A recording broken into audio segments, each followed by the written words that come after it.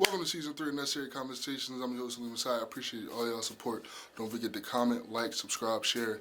Enjoy the episode. Thank you for watching. Welcome back to Necessary Conversations. I'm your host, Saleem Messiah. I got KoryHiii. Yo, what's good, bro? How you Appreciate you doing, having me man? on. Now, I I'm appreciate. good, man. First thing I really want to start with is like, do you remember like how I kind of met you? Like, do you remember that? Nah, I don't, bro. I ain't Nah, gonna hold you. cool. So I'm look, getting I'm getting old. look, right. So it's crazy because right, it was 2019. No, Okay. 2018, the summer of 2018, going into my senior year of high school, right? Um, Me and my cousin and my teammate, we called an Uber. You was our Uber driver. hmm And got in the car, you took us home. He was talking to us like, yeah, okay, you guys play sports, yo, stay in school, do good, do your grades, whatever the case. He's like, yo, y'all listen, what type of music y'all listen to? And you played a song for us. So it's hmm follow you on Instagram, thing like that. And I've been following you on your journey ever since. So it's kind of Word. full circle. The fact that we That's become hard. That's and hard, bro. that's I appreciate that's that. 2018. So Nah. yeah, I really just wanted to get you on because I knew like obviously from listening to your music, I'm kind of following. Like I said, I knew you were from Union or around Union. Now you got one of your albums titled Vox Hall, like is in the title. So I really wanted to get you on, and it's dope. You know what I mean, for us to sit down and really talk and for people to get to know you. Yeah, for sure, bro. Nah, for sure, man. Yeah, man. I grew up in Union, mainly. Like my pops, he from Elizabeth, my mom, she from North. So, Mm, I had like a wide variety of growing up in Jersey, but I started playing sports in Elizabeth. Um, And then like my brother, because I got an older brother, he was like too heavy. So we had to start playing for Union. That's when I like started like going to school out there and basically just came up in Union like since I was a kid for real. First yeah. school up until like ninth grade. What school? What middle school you went to? Kwame or Burnett? I went to Burnett. Yeah. Okay. Yeah, So I'm a you went to Burnett. you I'm went to the a right school. yeah, I'm a Burnett baby, man. I ain't gonna hold you. Yeah. I mean, listen, like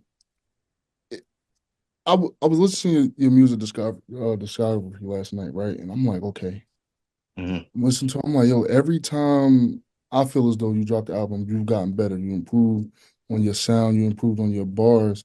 hmm And what I noticed off rip is I don't. I want to say from like I said, I've been following you since 2018. I don't want to say that's your first project on Apple Music, but as of right now, hmm that's like the first three up there that I see. hmm And I see you drop one 2022, 2023, 2024. As is that kind of your goal to drop a project every year? Yeah, mainly. So what happened was my musical journey, it started in like I want to say 2014. That's when I actually started like creating music. Like it's always been a part of me. Mom's music, pop's music, my brother music, and then growing up and then venturing into my own type of music. But in 2014 I was going to Morgan State and I was playing basketball at the time and ain't work out with the team. So I ended up not making the team or whatever, and I needed something to do, something to strive for that give me that same feeling, that same emotion, whatever the case may be. So I basically just started like freestyling with like people who was already rapping, like my bro Cam David, I still rap with him, my bro Andre Two Honest. Mainly those are the three people I started rapping with. And then like it took me a while to drop a project. So I dropped like a first mixtape. It was called Life Now. And that dropped on Yeah, SoundCloud. And that was 2017. And then 2018, my grandmother had passed away, so I had made something called Revenge of the Solar Sun, yeah, and I that was remember that. yeah, that was a dedication project to her. And what happened with that was I was on TuneCore at first when I first started Mhm. making music. And then I had to switch over to United Masters because like I just liked the way that everything was going with that. So basically like the music got taken down. So in order it would go Life Now, Revenge of the Solar Sun. Then I dropped a project, it had an orange cover, it was called Tour Around the Solstice. And Mhm. then from there, it would go to Vauxhall and Warren Ave, Soul and Substance, and now Insomniac. I was listening to the Vato album and the Way Up song. That's my favorite song. And like I said, Appreciate it. I was listening to it last night. That's my favorite song. What went into that Vato album? I know when people make albums, when people make a body of work of music, they kind of try to, like you said, you made one for your grandmother. You kind of dedicated it to her, but the Vato album. was the songs inspired by kind of living up in Vauxhall? Like what how did you come up with that album? So it's I don't, I ain't live in Vauxhall. I live on Vauxhall Okay. Ave. So Okay. so basically like like when you grow up in Union and Vauxhall, it's the same thing. We share Yeah. schools, just not zip codes, you feel me? But Okay. everybody chill with each other. We all go to school, play sports together and shit. But basically the project came about was because I was moving. I moved to Georgia. I had got an opportunity to work at the Atlanta airport or whatever the case may be. Mm. And basically I had like so many songs built up and I was just like, just reminiscing, thinking about life back at home, the differences and just being in Georgia all by myself with I had a few family members that held it down and stuff like that, but just not being around, people that I knew my whole life. It was just different. So I put that project together just basically like as like a home reminder, like all of the passion, the pain, and everything that it took me to get to Georgia, I just put it in that project and just it was basically like a dedication to my home kind of thing. How do you come up with your beats and your samples? I was listening to it. Hmm. I'm a geek for samples. I'm a Hmm. geek for those little just sound bites of like some soul in the music. I see you had a lot of those on I think it was the second album when I was listening to it. So Hmm. how do you come up with those? Like do you sit there? Are you the type of guy to go in the studio freestyle? Right? Do Hmm. you write it down? Do you listen to the beat first? Like what is the way you come up with your music? So it works in different ways, It really depends on how I really feel for real. A lot of mood music for real. So it's like um basically like when it comes to like first I gotta like I get an idea of it could be what I want to make the song about, a situation I'm going through in life or whatever the case may be.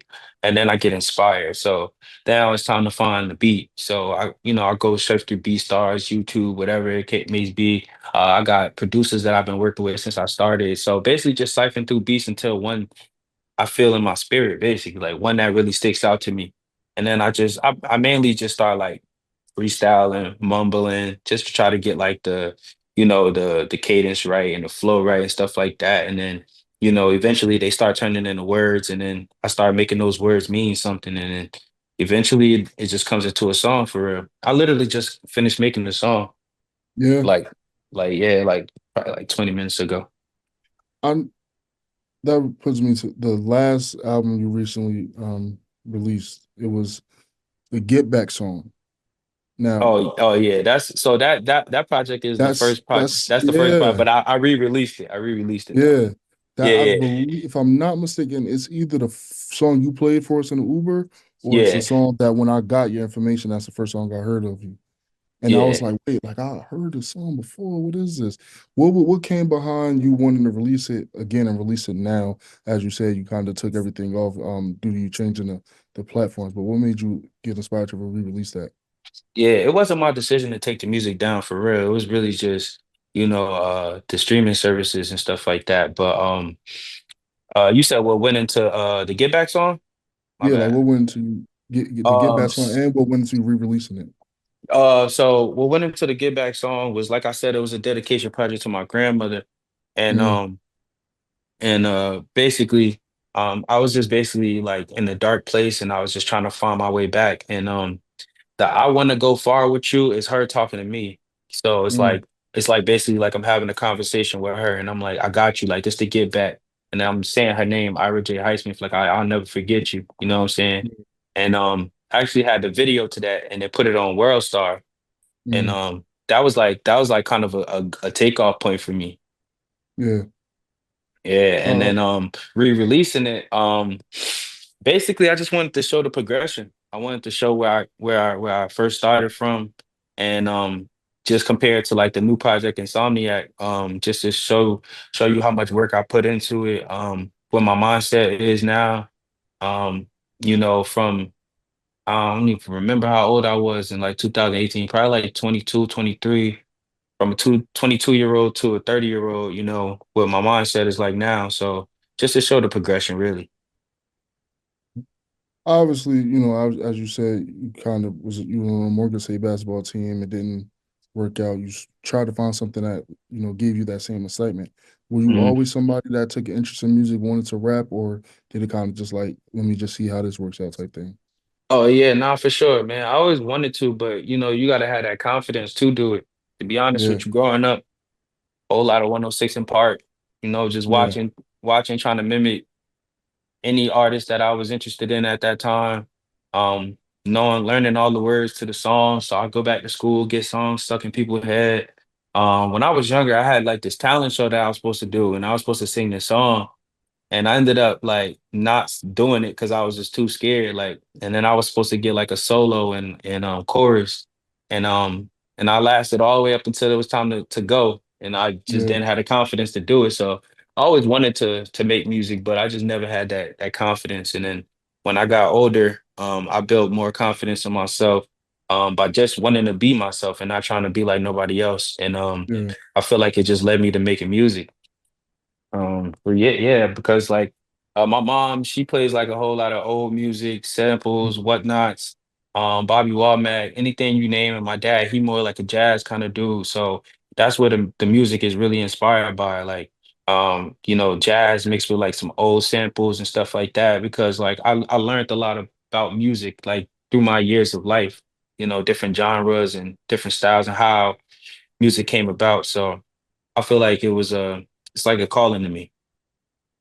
Did the confidence come in? Like, obviously, as you get older, you get more confident. Mhm. But when the basketball situation didn't work out, was it like a, okay, you know what? Like, I'm gonna just go for it now because I got to do something. Or were you slowly already starting to get closer to building that confidence to do it?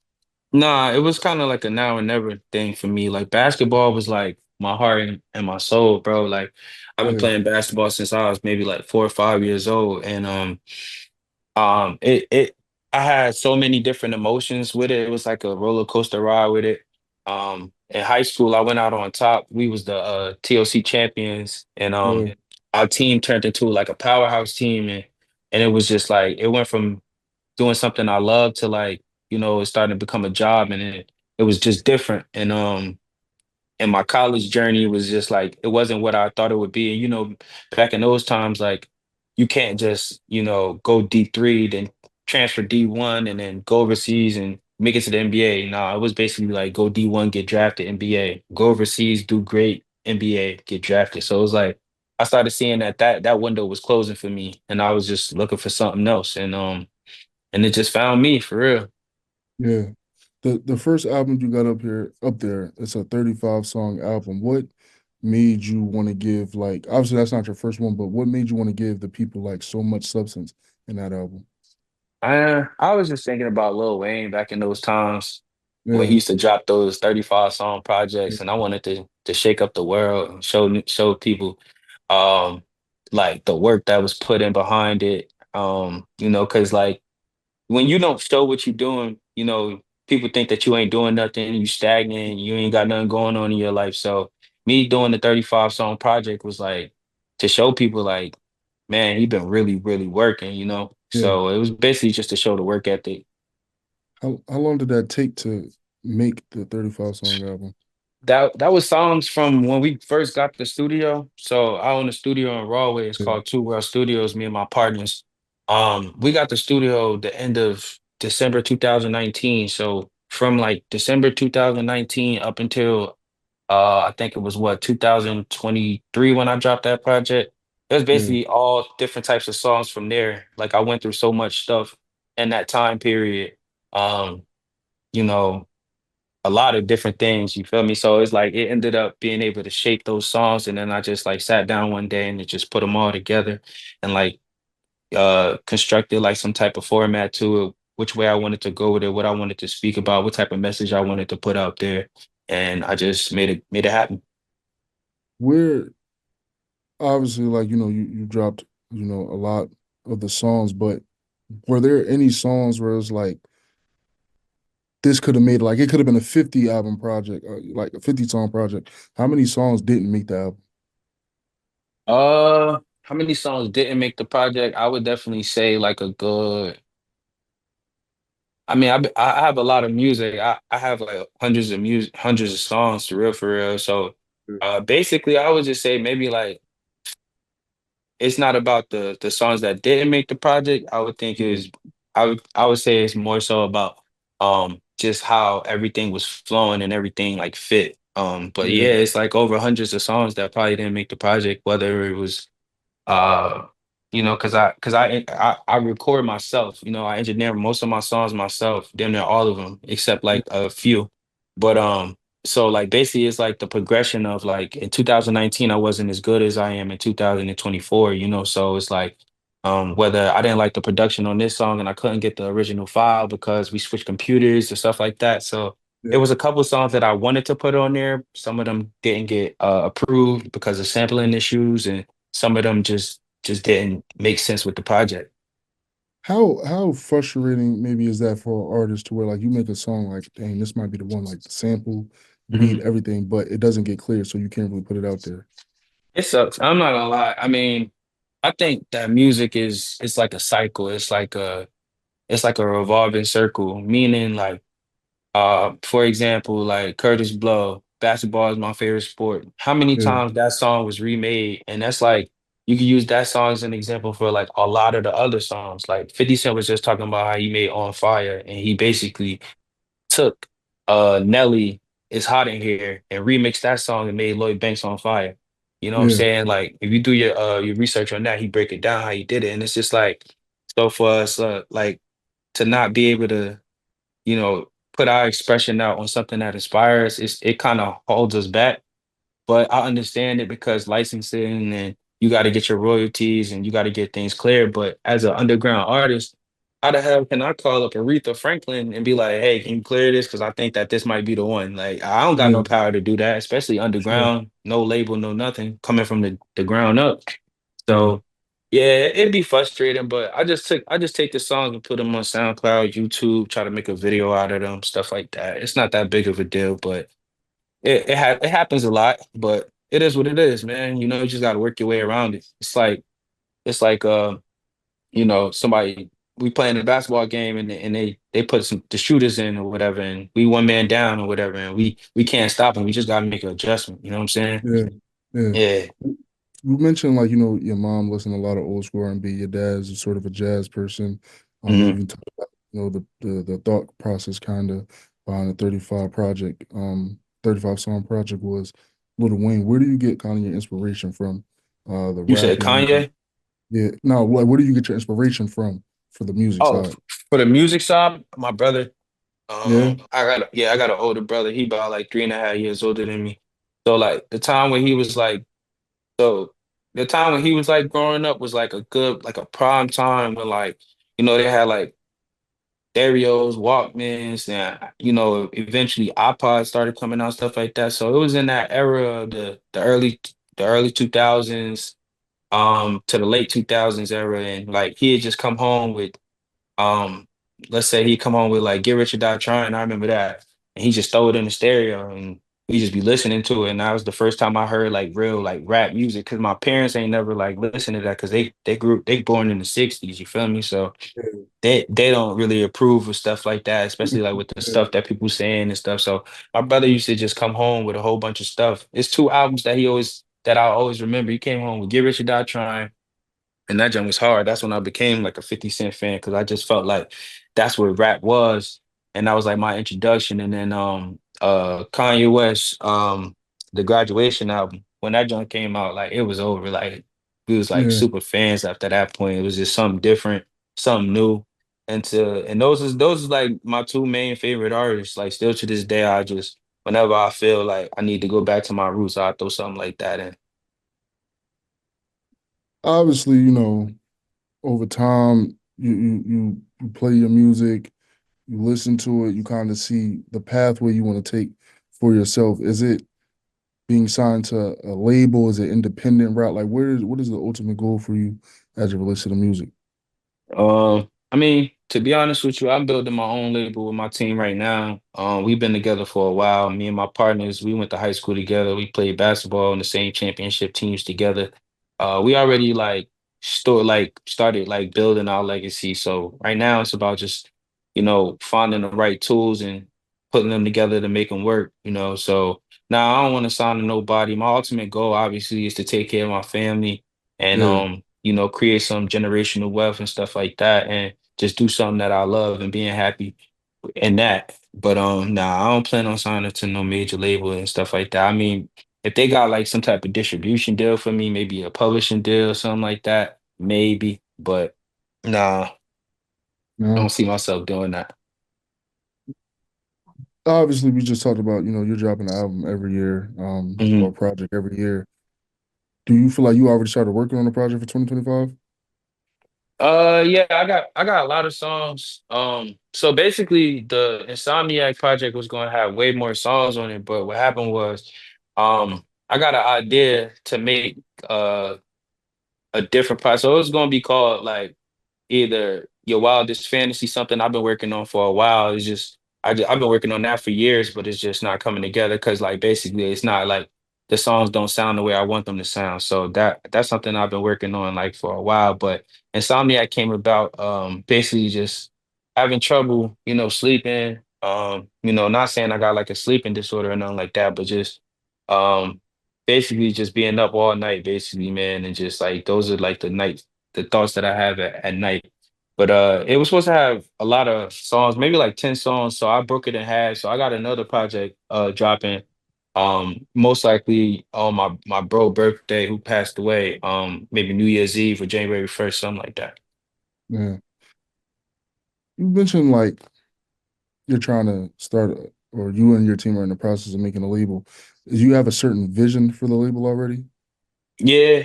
Yeah, I would definitely say we got a vision for the label, but it's about putting those those views together and like making them work. You know, so it's like real life and then your dream life. You know, you can't keep on pushing for your dreams to work if your real life is not in order. So, you know, a lot of us be trying to get our real life in order so that way we can invest into our crafts and stuff like that. But over the years and as the years go by, like we start honing in more and more, like something ends up working out and somebody takes a different role and things get Yeah. better. Yeah. Yeah. Um, Obviously you just came back from a trip to Japan, I believe it was. That's a trip that Tokyo is somewhere I want to go so bad just because I feel like the bright lights is like I like going to New York a lot. Mhm. Just to look at the bright lights. Like just I feel like they Yeah. super inspiring and I feel like that's something Tokyo has. How was that trip for you? What, went into you wanting to go there? I think it was Mhm. maybe a trip for your birthday. How was that trip for you? Yeah. So originally I was gonna go to Africa for my 30th. I was gonna go to Mm, like Johannesburg or Cape Town or something like that. But I mean, as it started getting like closer and closer, probably like around I want to say like maybe like September, I was just like people go to Africa and like certain parts, the part that I was going to, I felt like it's like something you do when you like a little older. You yeah, got like, you know, you got like you trying to relax and stuff like that. yeah, I was trying to have fun like for my 30th, like get a little crazy. So I ended up yeah, choosing I wanted to go somewhere far too. Like I wanted to take like a long flight just to see what it was like. Cause I think the longest flight before this one was like a 9, 10 hour flight. So I wanted to see what like a 15-hour flight would be like. So yeah, I ended up just choosing Japan because I always was intrigued by Japanese culture. You know, growing up watching a lot of kung fu movies and watching a lot of anime and stuff like that. So it it inspired me to just want to go. And then when I went over there, it was really like that. It was like literally like yeah, the anime, like they got temples and all different types of stuff, all different types of food.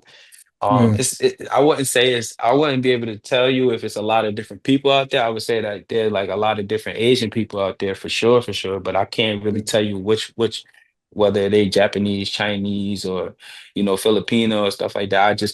I can't tell because like you know here in America it's so diverse that we see a lot of different you know types of cultures and people.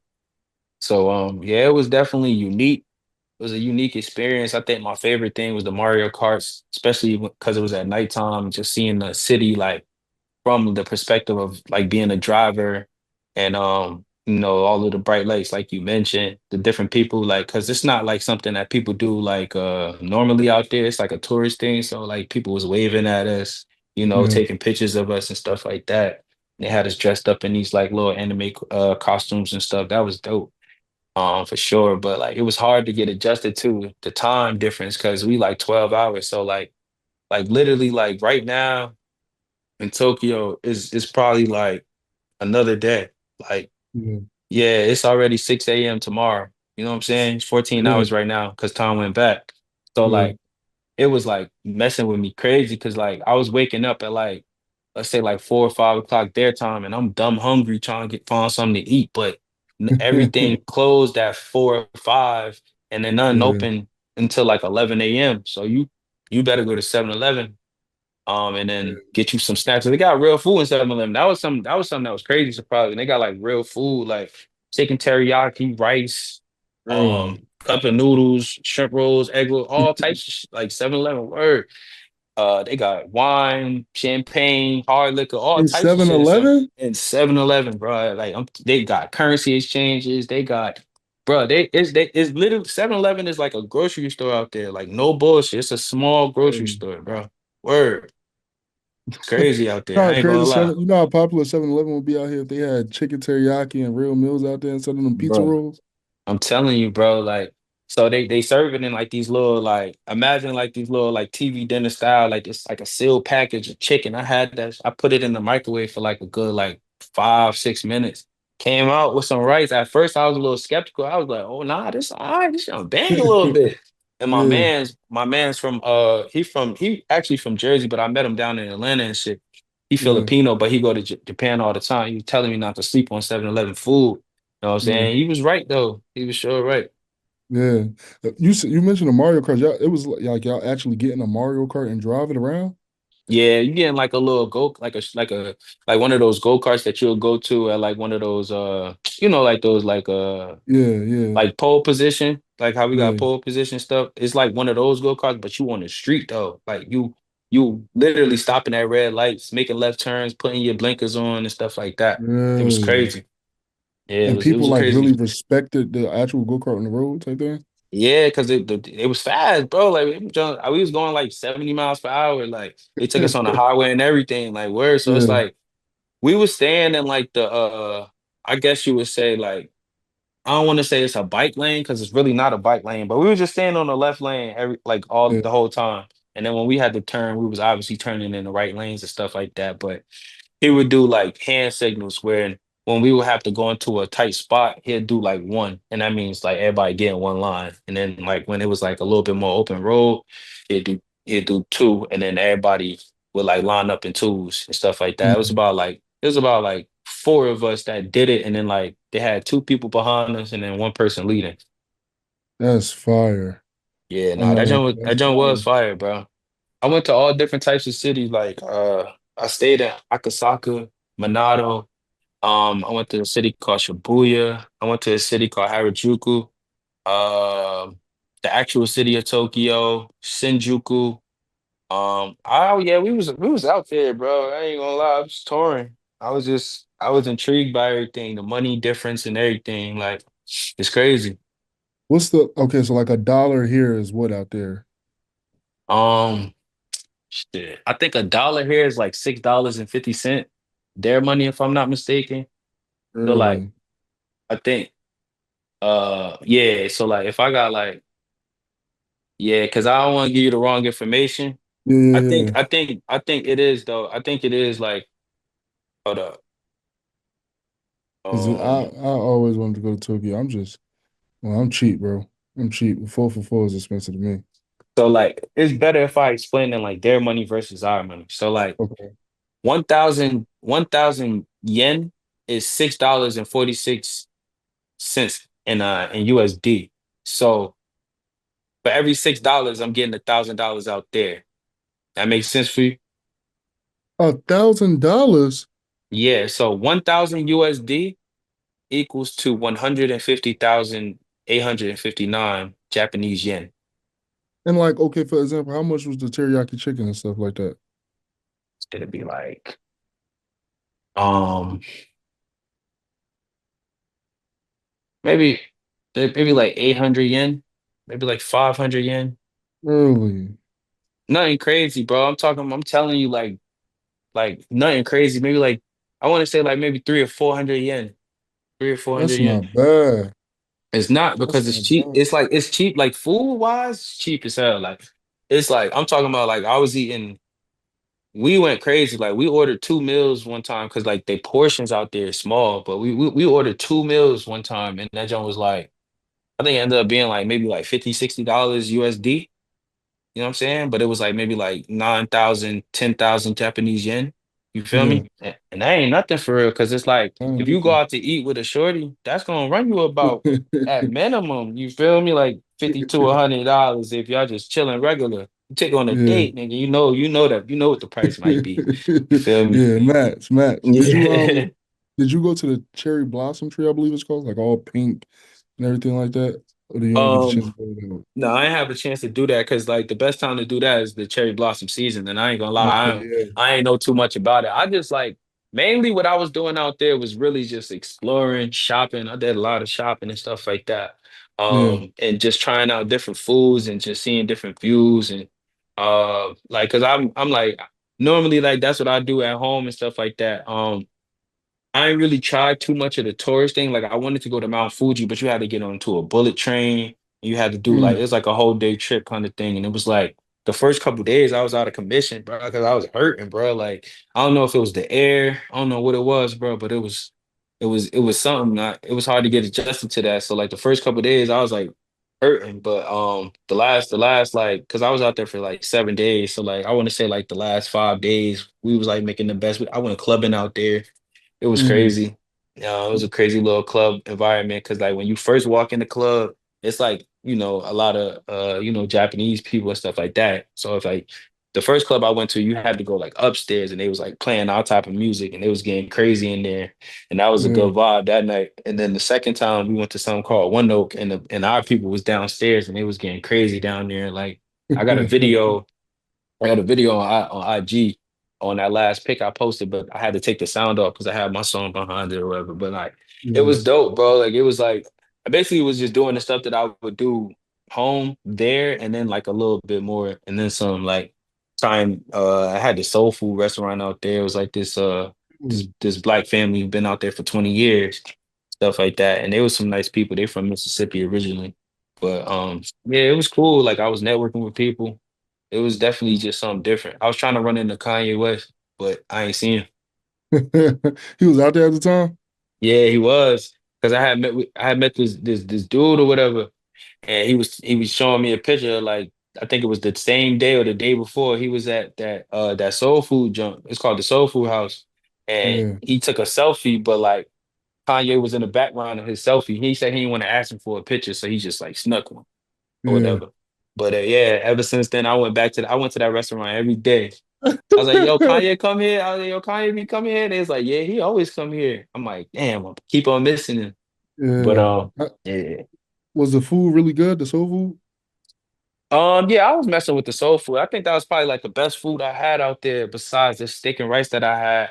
They have a lot of sushi spots, ramen spots, a lot of Japanese barbecue spots and Japanese barbecue fire because they like cook it for you, but like on a grill. Like it was pretty cool. Like I was eating a lot of steak and rice out there because like they eat parts of the animal that I ain't never know could be eaten. I ain't gonna even hold you like cow guts and cow tongue and all types of shit, bro. I ain't gonna lie, like they eat anything out there, dog. How good. Anything, bro. I'm talking about they eat any, bro. If I could show you the menu, what they had on that menu, bro. I'm talking about like anything, like cow arm, like anything, bro. Like I'm talking about anything, and they eat a lot of pork out there too. Did you try anything crazy on the menu out there? You just kept it basic and simple. Nah, I kept it basic, bro, because my stomach was already hurting, bro. Because I had some sake. I don't know if it was a sake that messed my stomach up. The ginger ale tastes different. Everything tastes different out there. Like everything tastes different. Because compared to us, like we got like a whole bunch of sugars and carbohydrate, all this other stuff in our Yeah. food to make it taste the way it do. But like for example, the ginger ale tastes real spicy because it's more ginger than sugar Yeah. versus America, we got more sugar than ginger. And I'm so used to that taste that the Canada Dry was just tasting like Seagrams or Sweps or something like that. You know what I'm saying? Yeah, Like it just didn't taste the same. It was real spicy. So it was hard to get adjusted to that, bro. Like I would always recommend somebody to go there, but if you go, I would say 2 weeks, dog. 7 days wasn't enough, bro. really. Nah, it wasn't because I was hurting, bro. It was the first couple days, bro. Like I was Like hurting, your bro. But body just felt different. yeah, you gotta get adjusted to it, bro. Because you gotta think, bro. Like you don't know what's wrong with you right now. Because you up when you literally would be sleep. Like I'm talking about like 4 or 5 o'clock in the morning. Our Yeah, time is like 12 p.m. Like a regular day over there. It's like regular in day in afternoon. Like so, like if you want to enjoy your trip, you're gonna have to be up when you normally sleep. So to get adjusted to that, you're gonna need a day or two, bro. yeah. Yeah, maybe Dang, 3. dang. I really want to go there. I ain't gonna lie. Like that's probably that in Italy is probably like one of my two places that like I really want to go to, just Yeah, I because want it's to go like there. I want to go to yeah, Italy, Greece, all that. I want yeah, that was definitely on my bucket list. I think the next place I might go to is like Egypt, maybe to go see the pyramids and stuff like that. I just be traveling for real because feel me, life's short, man, and you got to do whatever you want to do while you here for real. You know, I ain't got no yeah, kids. You know, I ain't married or nothing like that. So um, I'm just trying to experience this life, man, because I know it's short, bro. yeah. What did you? Is that the only country you've been to, or you've been to other countries? Nah, I've been to Mexico a couple times, Jamaica. Um, where else I've been? St. Thomas, St. Martin, uh, Bahamas. Mm. Uh, where else? Uh, I think that's it right now. I can't think of everywhere off the top of my head, but I've been around, bro. You got stamps on the Oh passport. yeah, I went to Amsterdam last year too. I keep forgetting Amsterdam. about that trip because that was the most like that was like the crazy because when I turned 29, I went to Amsterdam. That jump was crazy, bro. I fuck with Amsterdam. I'm definitely trying to go back out there. Is that your favorite country you've been to? Out of all of them? Mm, uh, yeah, I think so, bro. Because it was just like I feel like it was like I feel like America was inspired, or at least where we from, New York, New Jersey area, we that was inspired by like the Amsterdam area, bro. Because it's like the way they building structures and everything look, it's like it's literally the same, but it looked like we copied them. You feel me? If you understand what I'm saying. Yeah, But I would say I think Amsterdam was like I don't know, maybe somewhere tropical too though, bro. Because Saint Martin was fire, bro. Saint Martin was fire. yeah. What type of things was you doing in St. Martin? You said what? My bad. I'm What type? sorry. Now you good. What type of things was you doing in St. Martin? In Saint Martin. So like Saint Martin really like a place that you go to with a little shorty or something like that. Yeah, We did a whole bunch of zip line and stuff, like the little excursions and stuff. Tried a lot of different foods. They got like I can't remember right now off the top of my head what it's called, the actual island, but like they got different islands that surround it. You could just get on a little boat and you can go shopping and stuff like that. It's so beautiful, bro. Like they got the yeah, Sunset Beach where like that's the I don't know if you know that's the spot where like if you on a beach, the plane look like it's about to touch your head. yeah, yeah, Yeah, yeah. that's St. Martin. That joint was fire, bro. Really? Like, yeah, I would definitely recommend. I stayed at like this crazy Airbnb, bro. Like, it was like a villa where it was like we it was like an apartment basically, you would say. But like we Mm, had like a private jacuzzi, private weight room, private pool.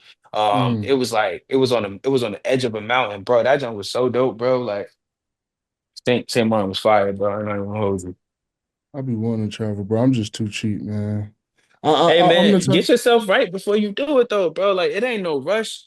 You feel me? I know Yeah, I said life short, but it's just like instead of I think I would say spend bread on experiences rather than something material because like everything new get old. You know what I'm saying? yeah, Spend your bread on something that's like you gonna remember, like a memory, because like those are the things that make us feel happy when we sad.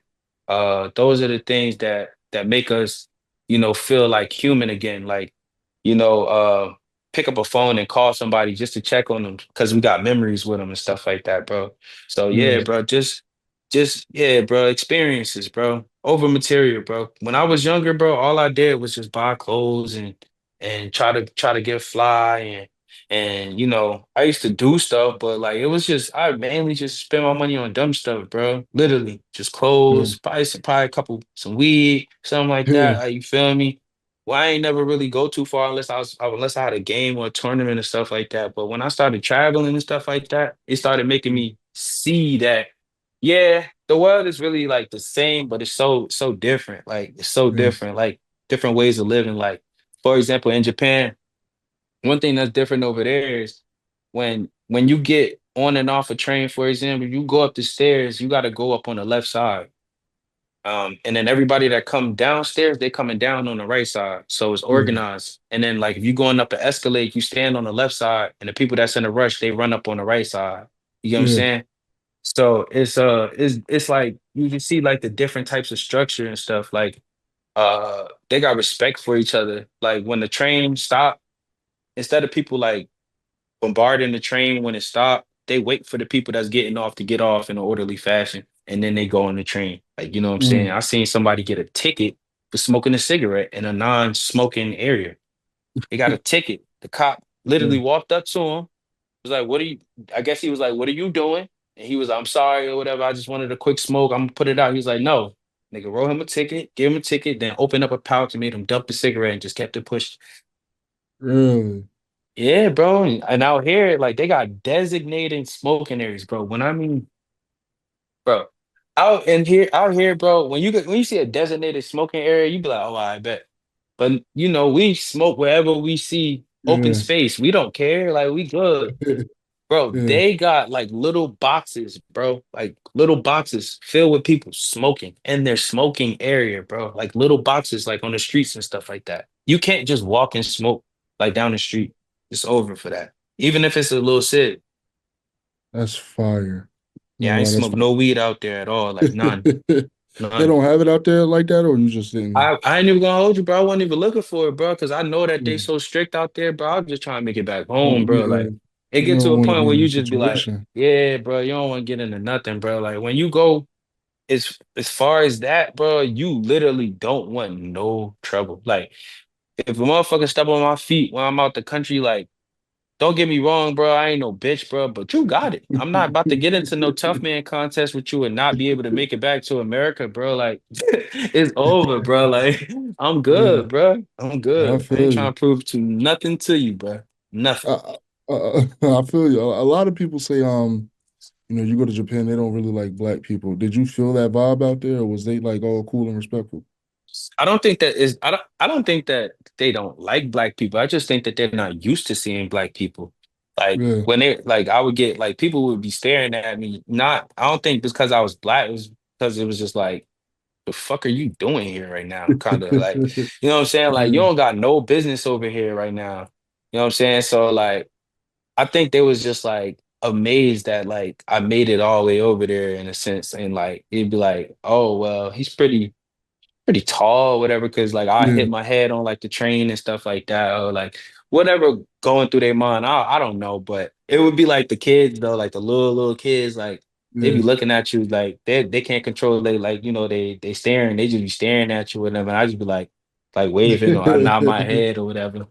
But Yeah. and then they don't understand, so they just smile and be hi. Hi." They just smile, stuff like that. But Yeah. some of them speak English out there though. You can find some people that speak because they're very, very smart people. Yeah. Yeah. Obviously, we talked about earlier basketball. You played for Roselle Catholic. I recently seen you got inducted to the Hall of Fame. How was that experience for you? Full circle moment, bro. It was crazy, bro, because like before Roselle Catholic, bro, I was just like any other kid in Union. You know what I'm saying? Like, just playing sports, wilding with the friends, you know what I'm saying? Throwing rocks, breaking windows, getting in trouble in school, office detentions. Never really had Saturdays because I wasn't trying to sacrifice no Saturdays. I would stay good enough to that. But like, Yeah. like, and like I wasn't doing good in school, like as far as like grade wise. And it was time for a change because my brother went through the same thing at Union High. Like, you know, he was really good in track, but his grades was bad, so he couldn't accept any D1 scholarships. My dad didn't want that same thing to happen to me. Yeah. Yeah, when I went to Roselle Catholic, I went there my sophomore year. And It was a different experience because I was, I was in public school all my life. Yeah, I grew up, Union is like urban and stuff like that, but Yeah. like we ain't never have like no dress code and nothing like that. And we wear whatever we want. So I had to get adjusted to a dress code and like, Union High big. So it's like compared to that to Roselle Catholic, it was real small. So my drama in Union High would be having to be worried about somebody want to fight at the end of the school day or whatever, Yeah. because then like I'm talking to some girl, I might have kicked their ass on the court, whatever the case may be. We Yeah. might be fighting. The Moolah niggas might be coming to Union High. That's our drama and stuff like that. But their drama over there was, oh, guess who kissed who and guess who likes Kory and stuff like that. Like little kid Yeah. drama, like kitty stuff. So I had to get adjusted to it. So in the beginning, I was getting in trouble for real because I wasn't like used to like their way of doing things and stuff like that. But it wasn't until my dad had sent me to school with the check that it was for like I guess it was like for like half of the semester or whatever it was. But he sent me to school with the check, and he was like, "Go get us to financial aid." So obviously, I peeked in there, see what it was, bro. That shit said like 3 bands, and I was just like, "Nah, I can't be going to school acting the fool if my dad really paying for this shit for real." So I literally like changed 360, bro. Like I changed, like I had a bad attitude. I started learning how to control that shit. I wasn't getting into no trouble, no fights and stuff like that. So it really like shaped me helped me become a man. So my first like year or so there, like I was like a little hothead and I had a real good relationship with the disciplinary dude, Mr. Hagan, because I was always in his office or whatever. He had a good relationship with my pops too.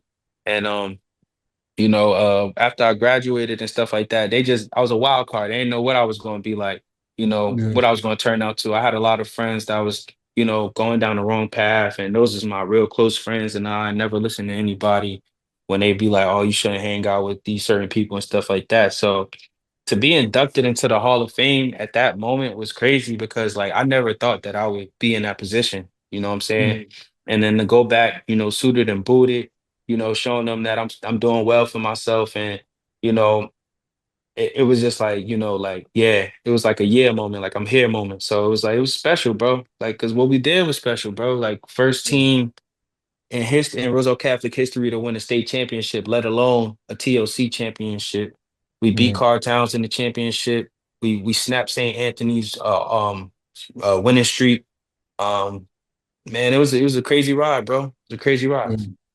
Yeah.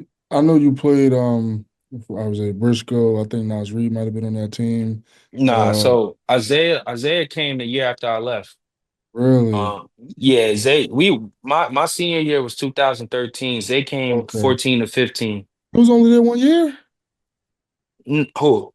Who? Briscoe. Nah, Zay, my bad. Zay was there for 2 years. Okay. He Okay. came my bad. He came 2013 to 2014. Okay. Yeah. And And that was your last year. nah, my last year was 12 to 13. Okay. You Okay. get what I'm saying? Because when I Yeah. graduated, it's 2013, but school start the next year, Yeah. 2013, and then for yeah. So Zay was Yeah. there for 2 years. I was there for 3 years. I had a conversation with him too about that. Before he went or whatever, he was gonna go to Brewster and stuff like that.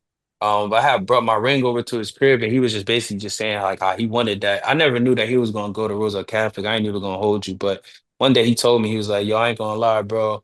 Like when you brought your ring over to the crib, that I wanted that jump, bro. Like, and I needed that bad. So he was like, yo, fuck Yeah. it, bro. Like, I'm gonna just have to go there. And it actually ended up working out for him. Yeah, for sure. Where did he go Yeah. before that? Because I thought he was there for 4 years. Nah, he went to Benedict's before that.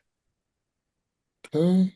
Yeah, Okay. he was playing with Tyler Ennis, Mm. Melvin Johnson and them cats. And then his sophomore year, that was like his breakout year. That was like well, he was starting his freshman year, and then his sophomore year, he was starting obviously too, but like the ball was in his hands more, like his Yeah. sophomore year and stuff like that. When you played Karl Anthony Towns in the TLC, which they don't got anymore. I don't think they should have took that away. That was special. But when you Yeah. played him, did you see like no, he's an NBA guy for sure. Oh yeah, bro. Of course, bro. Everybody knew Carl was going to the NBA, bro. Like from being a kid, we used to scrimmage them.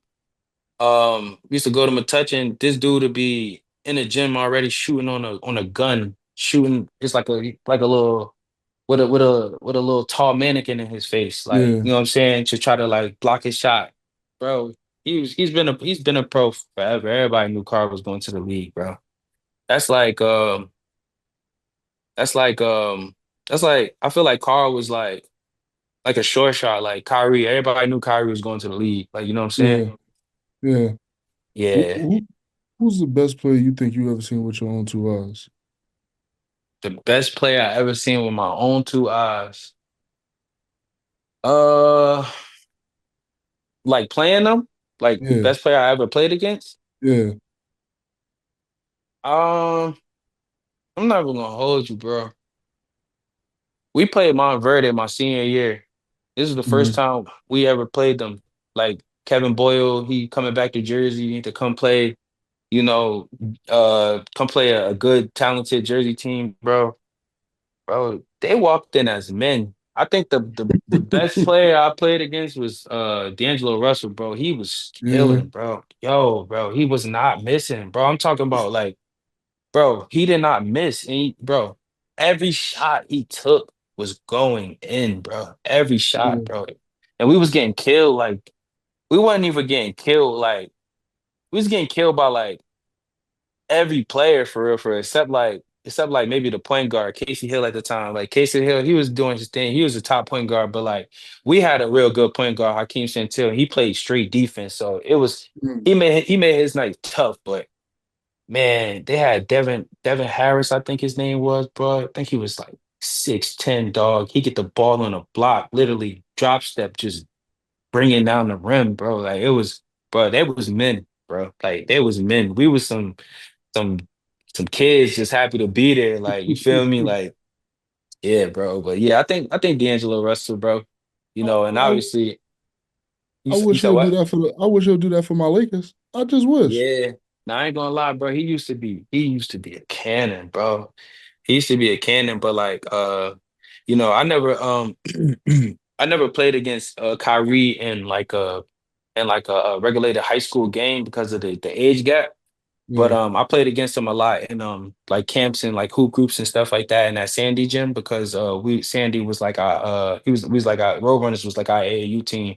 yeah. But yeah, he definitely the best player I ever, like in my opinion, like for like I would definitely say if I played against him in high school, I would say he's the best player. But I give it to D'Angelo because I actually played against him, and I think Kyrie like the best basketball player. Then obviously I'm gonna give it to Zay. Who would you say you like your game? Like if you had to model, like my game is like this in NBA, like back when you was playing. Who would you compare it to? Was you a ISO Um, ball get out the way, a defender, a playmaker? What type of player was you? so like at Roselle Catholic, I had a role for real. So it was like I didn't play like how I normally would play. Like it was basically a system that I had to fit into. So I did a lot of shooting. So I really like just spot up shooting for like on some Kyle Korver shit, bro. I'm not even gonna lie. Like I bring up the Yeah, ball at times, but mainly the ball was in Hakeem Asante hands. I was really just a spot up shooter for like the biggest game I had was the semifinals we played against North Tech. That's when they had Rock Kelly, mm, um Mustafa Lawrence, yeah, RJ Cole and them. yeah.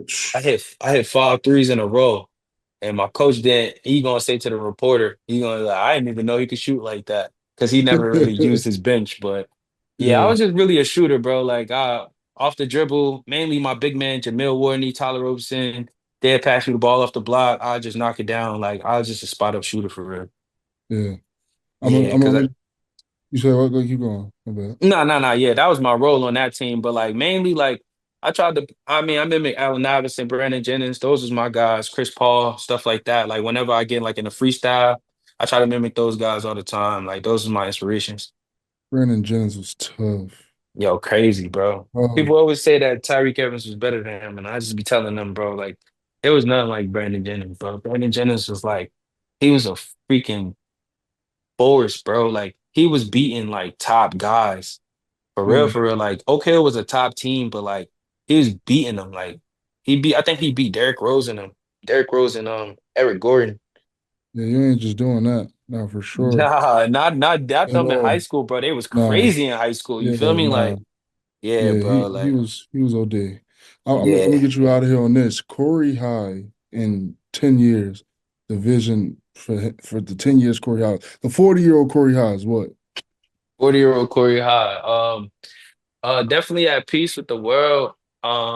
Definitely somewhere, hopefully starting a family or having family at that time, looking to be married or something like that. Hopefully I got a platinum record, platinum album or something like that at that time. Yeah. Definitely get the label is definitely up and running. Probably somewhere, off the coast of LA somewhere. I don't know, man. Calabasas, I don't know, living life, bro. Yeah. Like it's hard for me to like determine my future when like I'm in the present. I feel like whatever you do in your present is going to determine your future. So whatever I do today will show what I'm gonna be in 40 years, you know? I mean, like, when I'm 40. Yeah. Listen, I appreciate you coming on. I appreciate your time. I'm glad we Appreciate got you this. too, bro. Like I said, I've been following you since 2018. You feel what I'm saying? So it's full circle down there. I got a podcast, sit Yeah, down, talk, go yeah, over your life a little bit. Keep going. You know what I'm saying? yeah. Keep doing your thing, keep doing with the music. I'm gonna be watching and listening, and I can't wait to listen to your next project. For sure, bro. I appreciate you having me on, bro. Definitely mean a lot, bro. Full circle moment. I definitely forgot that moment, but when you reminded me about that moment, bro, it definitely brought back a lot of memories, bro. And I appreciate you for tuning in, listening to my music, you feel me, and giving me, this opportunity to come on your platform to talk to the people, bro. No, for sure. I appreciate you. Listen, you got any shout outs before we get out of here? Shout out, shit, man. Shout out to World, shout out God, my family, and 7 Day Driz, man. Shout out my bro Drake Bay, man. RIP. I love you, bro. I miss you.